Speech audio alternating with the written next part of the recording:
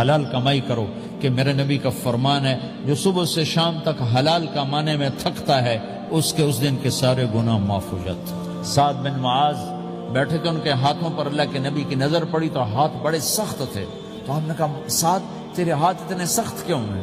کہا جی میں اپنے باغ میں خود کام کرتا ہوں، سخت ہو گئے۔